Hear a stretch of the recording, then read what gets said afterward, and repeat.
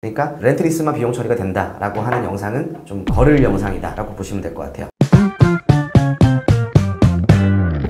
안녕하세요 여러분들, 레미네 김현웅입니다. 오늘은 장기 렌트, 할부, 리스 이제 비교 이런 걸 좀 해드릴 건데요. 좀 식상해요. 사실 여러분들도 많이 보셨을 만한 내용이고, 오늘은 정말로 제가 비용 처리가 어떠니 뭐 이런 것들 다 떼고 아버지나 장인어른이나 정말 친한 친구에게 이런 질문을 들었을 때 어떤 식으로 좀 설명을 해주면 좋을지 솔직한 얘기를 한번 좀 해보려고 해요. 영상 보시다가 뭐 궁금하신 점 있으시면은 밑에 하단에 저희 채널톡 URL 나와 있으니까 그쪽으로 문의 주시면은 감사하겠습니다. 일단 현금, 할부, 렌트, 리스 네 가지가 이제 크게 우리가 이제 신차를 사는 방법이라고 한다면, 총 금액으로 그냥 단순 금액 비교를 했을 때는 일시불이 제일 싸죠. 당연한 겁니다. 일시불이 제일 싸지 않다라고 얘기하는 것도 정상적이지 않은 방법일 가능성이 커요. 정상적인 방법으로 진행을 했다고 치면은 금액만 놓고 보면 사실 일시불이 제일 저렴합니다. 왜냐? 금융비용이 안 들어가니까 그냥 차값만 딱 내면은 끝이잖아요. 그렇기 때문에 사실 제일 저렴한 방법이다 라고 할 수 있어요. 누구나 아는 사실이죠. 근데 다들 아시다시피 좋은 건 다 알아요. 우리는 뭐가 없다? 돈이 없습니다. 저만 그런가요? 돈이 있으신 분들도 많아요. 상담하다 보면은 정말 돈 많으신 분들도 많습니다. 하지만 대부분은 일시불은 조금 부담스러워요. 내가 정말 타고 싶은 차를 생각을 했을 때는 현실의 나와는 조금 부담감이 있는 것도 사실이기는 하죠. 그래서 이제 대부분은 할부를 선택을 많이 하실 텐데, 실제로 전체 자동차 시장으로 봤을 때 할부 비중이 제일 높아요. 그것도 사실입니다. 그 밑으로 이제 그 시장이 예전에는 한 70% 80% 됐다 그러면은 현재는 렌트 리스 시장이 한 40% 정도까지 올라온 상황이기는 하지만 아직도 여전히 할부 시장이 훨씬 더 큰 거는 사실입니다. 그런 질문들이 많아요. 장기 렌트, 리스, 할부, 렌트 뭐 이런 것들 영상을 보면은 비용 처리나 건강보험료 이런 내용들이 굉장히 많은데, 비용 처리는요 모든 방식으로 어떻게 사셔도 다 돼요. 흔히들 오해하는 게 렌트나 리스만 비용 처리가 되는 줄 알고 계시는데 그렇지 않고요. 일시불로 사시던 렌트로 사시던 리스 사시던 다 가능합니다. 그러니까 렌트 리스만 비용 처리가 된다라고 하는 영상은 좀 거를 영상이다 라고 보시면 될 것 같아요. 건강보험료 같은 경우에 이제 자차로 취득을 하면은 개인 사업자나 프리랜서의 경우 건강보험료가 올라간다. 사실입니다. 사실이지만 생각보다 얼마 안 돼요. 엄청 비싼 차를 사면은 많이 올라갈 수도 있겠지만 대부분은 생각보다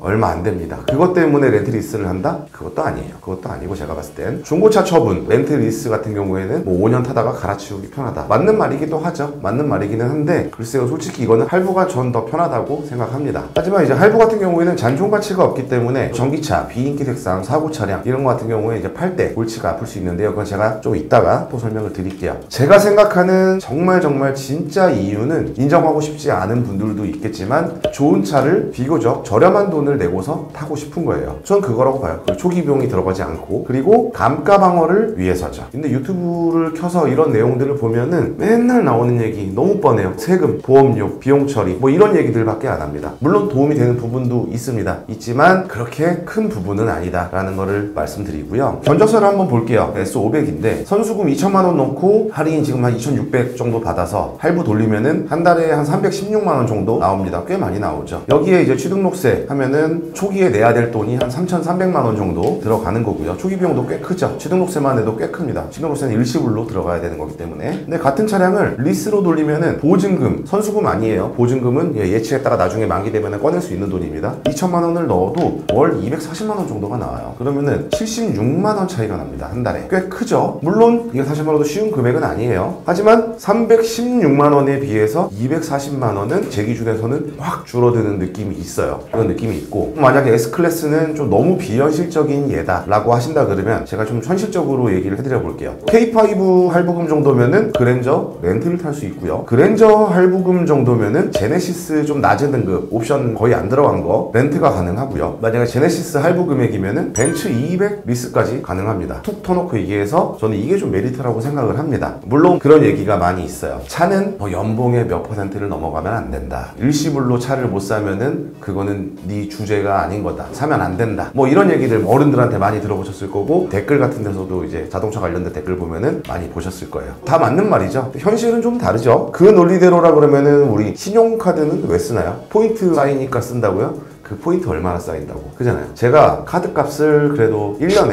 1억 가까이 쓰는 사람입니다. 쓰는 사람인데도 솔직히 포인트 때문에 쓴다? 그거는 아닌 것 같아요. 그거는 아닌 것 같고 그냥 이 카드 사용에 익숙해진 겁니다. 익숙해진 거기 때문에 쓰는 거지. 그런 분들은 있어요. 정말 꼼꼼하신 분들 중에 이 카드는 뭐 이런 데다 쓰고 이 카드는 저런 데다 쓰고 그렇게 쓰시는 사람 뭐 얼마나 있어요. 그죠? 대부분은 그냥 익숙해지니까 쓰는 겁니다. 그렇게 봤을 때 내 수준보다 좋은 차를 타는 거? 그게 왜 문제가 될까요? 내 수준에 맞는 월 비용을 내는 거잖아요. 내 수준은 K5 정도 할부금 낼 수준이었는데 알아보니까 그랜저를 탈 수가 있네? 금액은 바뀌지 않았잖아요. 내 수준에 맞는 월 납입금을 책정해서 타면은 되는 거지. 그게 뭐 비난할 일은 저는 아니라고 봅니다. 그리고 우리가 꼭 아셔야 할 게 있어요. 뭐 일시불로 사든 할부로 사든 차는 번호판을 단 순간부터 우리는 매분 매초 감가상각 비용이라는 거를 내고 있어요. 오늘의 차값과 내일의 차값. 물론 현실에서는 오늘 차값이나 내일 차값이나 다르진 않겠지만 극단적으로 표현을 하면은 매분 매초 감가상각은 이루어지고 있다는 거죠. 그리고 제일 중요한 거, 우리는 늘 사고 위험에 노출이 되어 있죠. 내가 방어 운전을 아무리 열심히 한들 내 과실이든 상대방 과실이든 언제든지 우리는 위험에 노출이 되어 있는 거잖아요. 그렇게 됐을 때 내 차에 데미지가 생기면은 그 차는 고스란히 손해가 발생을 하는 거잖아요. 내 차가 남이 박았다 그래서 나중에 중고차 팔 때 감가 비용까지 상대방이 내주는 거는 보험사에서 처리해 주지는 않잖아요. 그 손실은 결국 내가 떠안게 되는 건데, 근데 제가 조금 답답한 거는 여러분들이 이제 차량 금액을 비교할 때는 항상 뭔가 비용이라는 걸 놓고 볼 때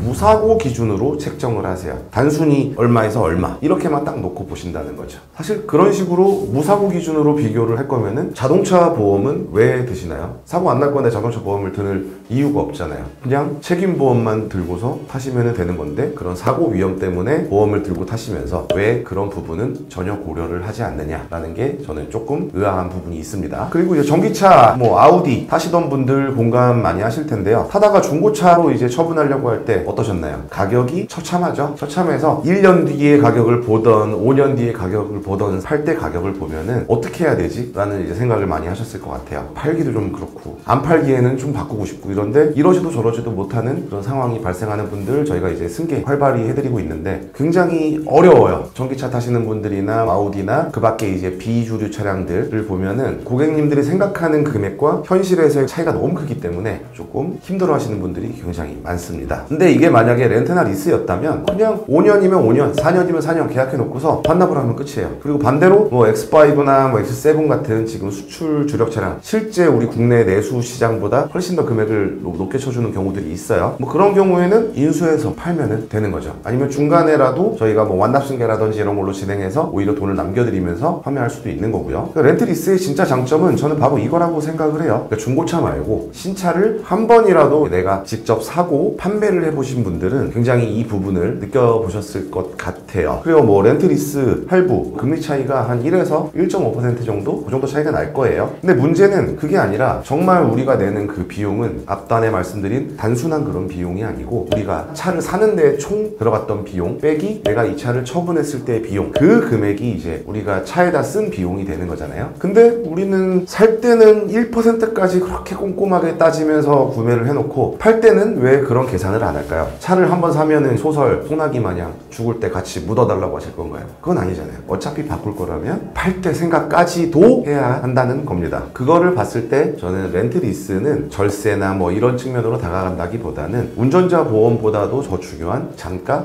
보장 보험이라고 저는 생각을 합니다.